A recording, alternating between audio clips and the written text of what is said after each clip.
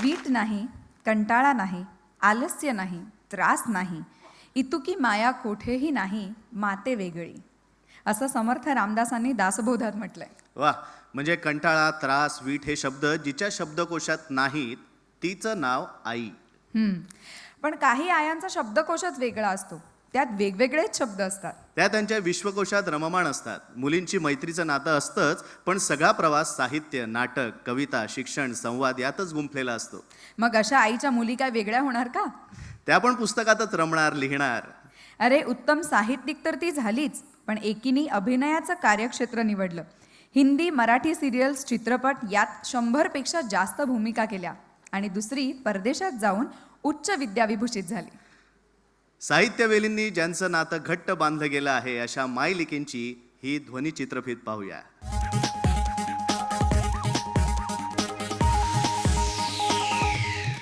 एखाद्या व्यक्तिमत्वाच्या वास्तव्याने वास्तू देखील पावन होते याची प्रचिती ह्या साहित्य राऊळीत पाऊल ठेवता क्षणी येते.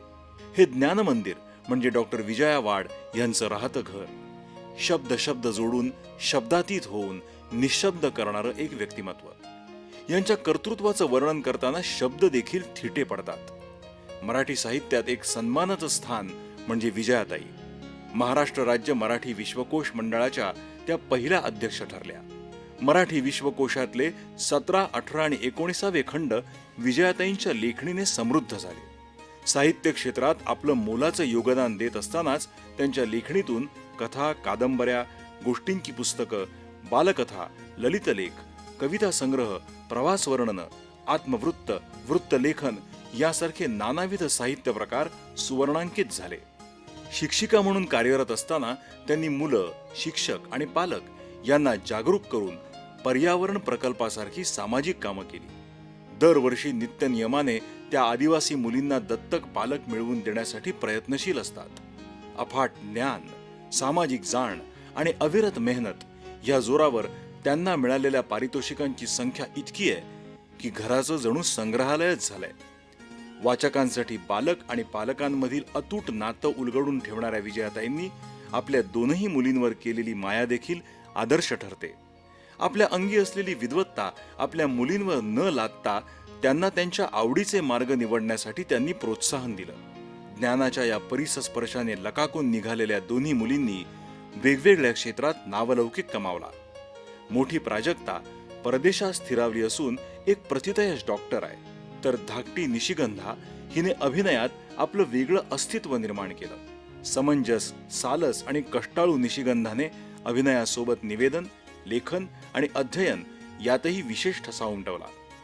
शब्दांवरील प्रभुत्वामुळे यशावर विजय मिळवलेल्या डॉक्टर विजया वाड यांच्या तेजोवलयात प्राजक्ता आणि निशिगंधा ही 2 फुलं बहरली आणि जगाला गंधित करू लागली. मायलेकींच्या या मंतरलेल्या नात्याला कोटी कोटी प्रणाम करून दूरदर्शन सह्याद्री वाहिनी डॉक्टर विजया वाड यांना प्रेरणा पुरस्कार 2013 ने सन्मानित करत आहे.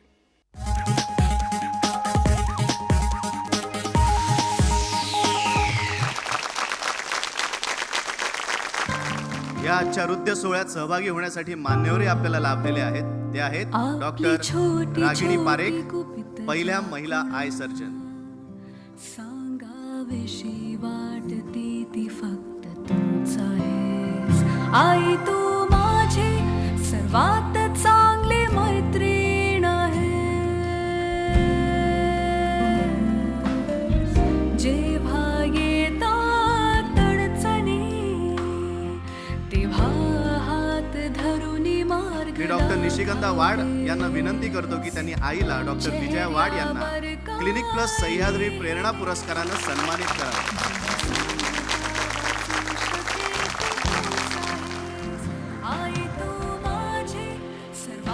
अभिनंदन. मी डॉक्टर विजया वाड यांना विनंती करते की त्यांनी थोडक्यात आपलं मनोगत व्यक्त करावं. सह्याद्री वाहिनीचा हा जो संकल्प आहे तो मला इतका आवडला आहे आणि निशिगंधाच्या हस्ते आज हा पुरस्कार घेताना खूप खूप आनंद मनात आहे. मुकेश शर्माजी, तुमची ही कल्पना अत्यंत सुंदर आहे. आई आणि मुलगी हे नातंच काहीतरी वेगळं आहे. मला आज माझी आई आठवते. असं माझं नाक नकटं आहे ना, तर पहिल्यांदा मी अशी आरशासमोर जाऊन ते असं ओढत असे, कारण ताईने सांगितलं होतं की असं ओढलं की ते जरा मोठं होईल तुझं माझ्यासारखं. तर माझी आई मागे उभी राहिली आरशात, एक मला दिसली आणि एक दिवस म्हणाली, असं ओढून ते फक्त लाल होईल, मोठं होणार नाही. तुझ्याकडे काय नाही त्याचा विचार करू नकोस, दुःखी होशील. तुझ्याकडे काय आहे त्याचा विचार कर, सुखी होशील. तर माझी आई फक्त 7वी पास होती, पण अनुभवाच्या शाळेत PhD झालेली होती.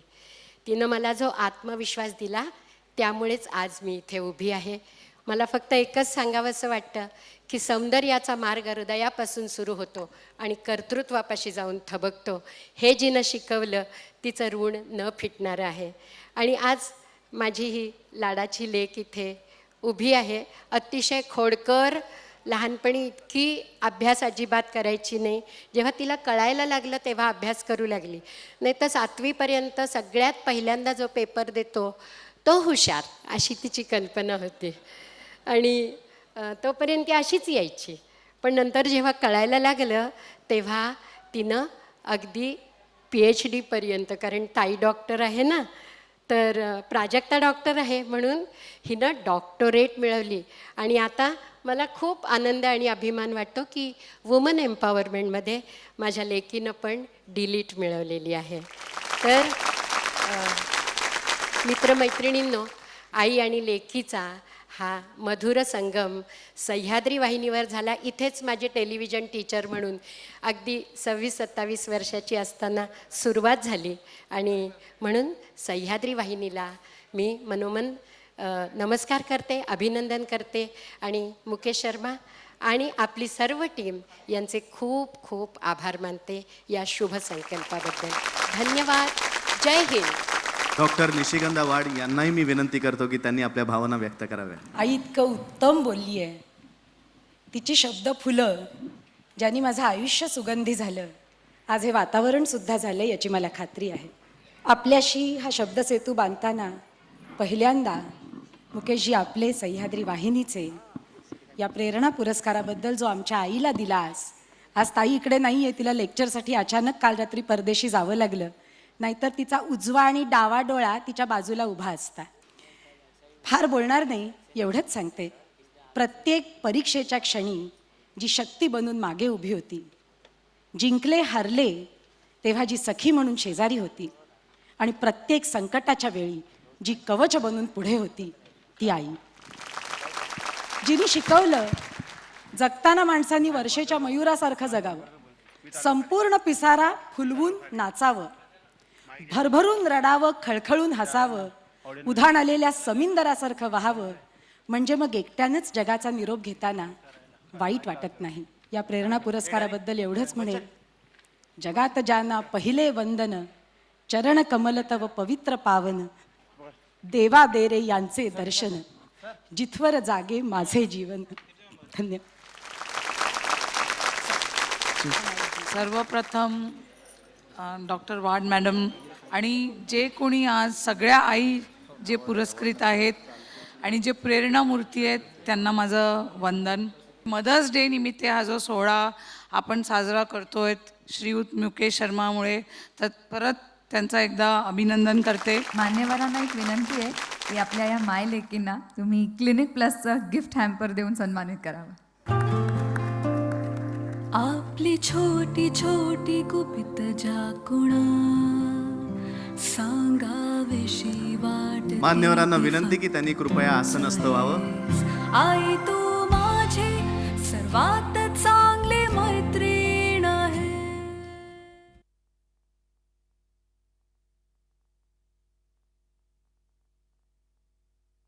उमेश, या महाराष्ट्राला साहित्यिकांची फार मोठी परंपरा आहे. प्रश्नच नाही. साहित्याचा आणि जीवनाचा असा एकही प्रांत नाही जिथे मुसाफिरी झाली नाही. सर्व क्षेत्रात भ्रमंती झालेली आहे. काहींनी अशा भ्रमंतीची भ्रमणगाथा सुद्धा लिहिली. कुणा एकाची नव्हती, ती गोनीदांची होती. तू कधी परिक्रमा केली आहेस का? परिक्रमा? अगं, साधा रेल्वेचा प्रवास किंवा अगदी पुणे मुंबई प्रवासही मला झेपत नाही. इतकी गाडीत आणि रस्त्यावर गर्दी असते तर परिक्रमा कुठून करतेस? वाटलंच मला. पण प्रत्येक स्त्री अशी परिक्रमा करत असते संसाराची. 12 महिने 24 तास. हो ना, साहित्यात अशा परिक्रमांची वर्णनं असतातच ना. एका स्त्रीनं अशी परिक्रमा जवळून पाहिली जिच्यावर साहित्याचे, भाषेचे, माणुसकीचे संस्कार झाले. त्या स्त्रीची मुलगी भाग्यवान असणार. घरात एवढं कलेचं, साहित्याचं वातावरण. या मुलीला नाचाची आवड होती. हात नका लावू माझ्या साडीला या गाण्यावरती छान नाच करायची. कुठलंही नृत्य ती आत्मसात करायची. अरे वा. हो ना, ती मुलगी आज गदी माडगुळकरांच्या कवितेतल्या ओळी म्हणत रंगमंच, चित्रपट, मालिका सर्वच क्षेत्रात सहजपणे वावरते. स्वतःचा वेगळा ठसा उमटवत कलाकार ते दिग्दर्शक अशी परिक्रमा तिनं पूर्ण केली. पण गदिमांच्या त्या ओळी तर सांग. तुझा कीर्ती विस्तार माझा प्रपंच, कृपेने तुझ्या रंगला रंगमंच, वठे भूमिका पाठ जैसा दिलास, तुझ्या वंदितो माऊली पाऊलास. वा वा वा वा वा. आणि त्या मायलेकींचं नाव? त्यासाठी पाहूया ही ध्वनिचित्रफीत.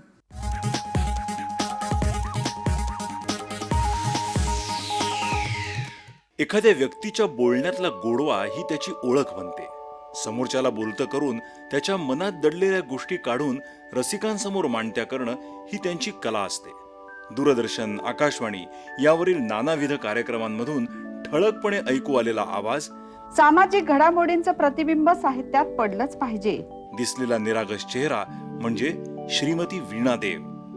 दोन ध्रुवावर दोघे आपण या नाटकात वीणा देव यांनी साकारलेली भूमिका आजही लक्षात राहण्यासारखी आहे. मात्र केवळ अभिनयात गुंतून न पडता लेखन आणि निवेदन या दोन प्रांतांमध्ये त्यांनी आपलं अस्तित्व अधोरेखित केलं. वीणाताईंच्या संस्कारांचा वारसा त्यांच्या मुलीत रुजला आणि लहानपणापासूनच तिने आईच्या पावलांवर पाऊल टाकायला सुरुवात केली. दूरदर्शनवरची गाजलेली मालिका स्वामी मधली लहानशी रमा आपल्या गोड निरागस सौंदर्याने सर्वांनाच भुरळ पाडून गेली. हिंदी, मराठी मालिका आणि चित्रपटांचा प्रवास करणारी मृणाल देव कुलकर्णी उत्तम लेखिका आहे आणि आज मितीस ती निर्माती आणि दिग्दर्शिका देखील झाली आहे. प्रेम म्हणजे प्रेम म्हणजे प्रेम असतं या आगळ्या विषयावरील सहज सुंदर चित्रपटाने मृणालमधील सृजनशीलतेची प्रचिती दिली. यशोशिखरापर्यंतच्या या प्रवासात मृणाल पदोपदी आपल्या आईच्या आशीर्वादांना शिरसावंद्य मानते. मायलेकीचे हे सर्वश्रेष्ठ ऋणानुबंध सर्वांसाठीच प्रेरणादायक ठरत राहतील यात शंका नाही. प्रतिष्ठेचा मानबिंदू रचणाऱ्या मृणाल देव कुलकर्णी यांचं प्रेरणास्थान त्यांच्या आई, लेखिका, निवेदिका वीणा देव यांना दूरदर्शन सह्याद्री वाहिनी प्रेरणा पुरस्कार 2013 ने सन्मानित करत आहे.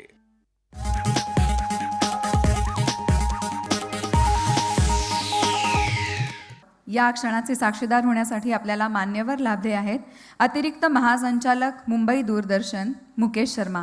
मी त्यांना रंगमंचावर येण्याची विनंती करते. आपली छोटी छोटी गुपित जाकुणा सांगावेशी वाट. मैं जब आ रहा था अभी शाम को तो मृणाल जी का फ़ोन आया था. She is quite unwell, she is sick and but she said कि मुकेश जी मैं चाहती हूँ कि celebration must go on, show must go on और मेरी माँ का सेलिब्रेशन आज होना चाहिए. तो मैंने कहा no problem and we are there. तो मैं रिक्वेस्ट करूँगा अपनी डॉटर से, मानसी से. आपली छोटी छोटी गुपित जाकुणा सांगावेशी वाटती ती फक्त तूच आहेस. आई तू माझी सर्वात चांगली मैत्रीण. नमस्कार. मुकेशजी, आपल्याला आठवत असेल की 1975 सालापासून मुंबई दूरदर्शनशी माझं नातं आहे आणि माझं आहे त्यामुळे माझ्या मुलींचं, मृणालचं आणि मधुराचं पण आहे, कारण त्यांना घेऊनच मी इथे येत असे. आत्ता आपण चित्रफितीमध्ये बघितलं ती आमची धाकटी मुलगी जी छोटीशी माझ्याबरोबर होती ती मधुरा. आणि मृणाल तर असंख्य वेळा अनेक कार्यक्रमांच्यासाठी आपल्याकडे आली आहे. पण आपण जे सांगितलं त्यात मी थोडासा बदल करू इच्छिते. ज्या वेळेला मृणाल तिला ताप आला आहे आणि त्यामुळे तिला अशक्य आहे येणं असं ठरलं, त्यावेळेला आम्ही फोन केला आणि येणार नाही मी असं ठरलं. पण मुकेशजी, आपला चांगुलपणा आहे की माधवीने परत फोन केला की वीणाताई तुम्ही या. खरं म्हणजे ऑकवर्ड आहे येणं, पण ही मुलगी आहे ना आणि या माझ्या सगळ्या मुली आहेत ना समोर, त्यामुळे फक्त आपल्याच मुलीसाठी अडून राहावं असं काही नाही आहे. मृणालबद्दल काय बोलू. आम्ही लहान होतो त्यावेळेला आमच्या तरुण वयामध्ये एक गाणं होतं, बाळा होऊ कशी उतराई तुझ्यामुळे मी झाले आई. माझ्या बाबतीमध्ये ते खरं आहे, मृणाल माझी पहिली मुलगी, त्यामुळे उतराई वगैरे हे शब्द तिच्या मनात असतीलही कदाचित, पण तिच्यामुळे मी आई झाले आणि सर्वोच्च आनंद जगण्यातला जो असतो तो मला मिळाला, याच्याबद्दल काही शंका नाही आहे. मृणाल पहिल्यापासूनच एक शहाणी मुलगी, निशिगंधा खोडकर होती तशी आमची धाकटी मुलगी खोडकर आहे, पण मृणाल कायम ताई आणि शहाणपणाने वागणारी, गंभीरपणाने वागणारी अशी मुलगी. कला तिच्यामध्ये तिच्या वयाच्या 2-2.5 वर्षांपासूनच होती. मॉन्टेसरीमधल्यापासूनच तिने आपली कला दाखवायला सुरुवात केली होती. अर्थात तरी देखील दिग्दर्शनापर्यंत ती पोचेल किंबहुना ती तो विचार करेल असं काही आम्हाला वाटलं नव्हतं. आम्ही सध्या त्यामुळे अत्यंत सुखात आहोत, कारण दिग्दर्शनाच्या अत्यंत अवघड अशा कलेला तिनं आपल्यासमोर प्रदर्शित केलेलं आहे आणि सुदैवाची गोष्ट अशी की ते सगळ्यांना खूप आवडलेलं आहे.